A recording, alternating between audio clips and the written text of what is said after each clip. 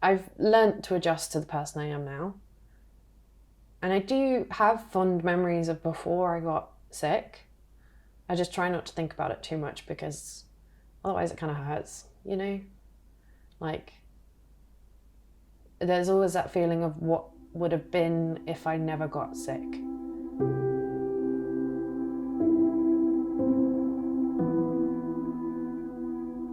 Hi, my name is Nicola. I'm 27 years old. I'm a proud plant mum.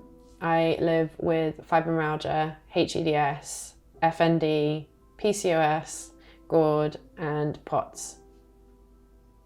A lot of people that I've spoken to within the chronic illness community, for them, there was some kind of trigger. I just woke up one day in excruciating pain that never got better. I got sick 5 years ago and it took them a very long time to figure out what was wrong with me. There's still a lot of unanswered questions and I've had to fight for a lot of these diagnoses.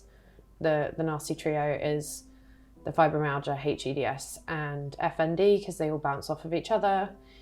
HEDS is something I was born with. It's a connective tissue disorder and that wasn't picked up on until I was, well, it wasn't even picked up on that I was hypermobile until I was 23. So I've spent my entire life overdoing things, dislocating things, subluxing things. When you say to people I was in and out of hospital as a child, they kind of look at you like, what? And that was my normal, but no one was picking up that it wasn't normal.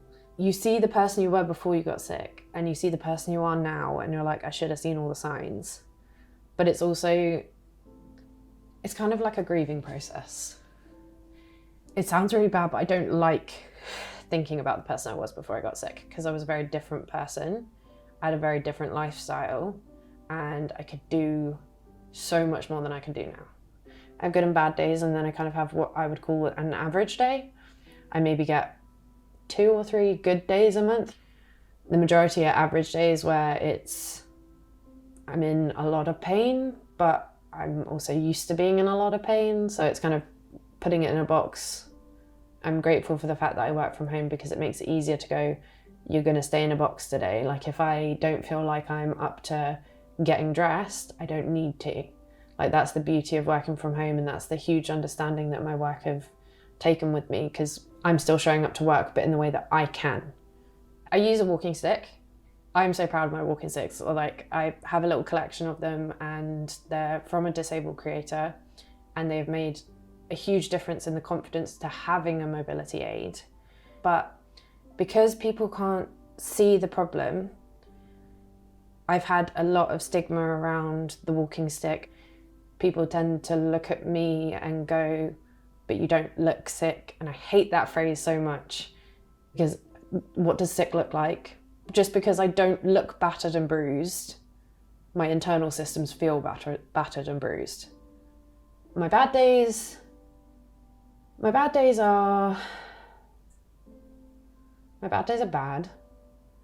And I hate the fact that there is a scale of bad for me. So this is not good. We're verging on things getting very out of hand very quickly to this is completely uncontrollable. This is emergency intervention. Screwed. Those days are soul destroying. Because no matter what you do, you're always going to end up back there whether you want to or not. And the problem is, especially with the NHS, I love the NHS, but hospitals are so overworked that when you go into A&E with something that is not life-threatening, but still extreme and severe, you are not as high up the priority list. And that's fine. I know that my pain is not going to kill me, but I'm just going to suffer an extreme amount for an extended period of time because it's not life-threatening. And that is an experience, and knowing that that's part of what you have to deal with compared to other people when you say to someone, oh, I've had a bad day because I've got this, that, and the other going on. You don't really know what a bad day looks like. Everyone thinks that they're gonna just be healthy throughout their lifetime, and you don't expect to be in a position where you're not.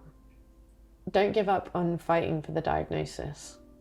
You deserve to understand what's going on with your body, and as much as they won't always give you the understanding that you need, if they can sit there and say, well, this is what's going on with your body, you can understand yourself better.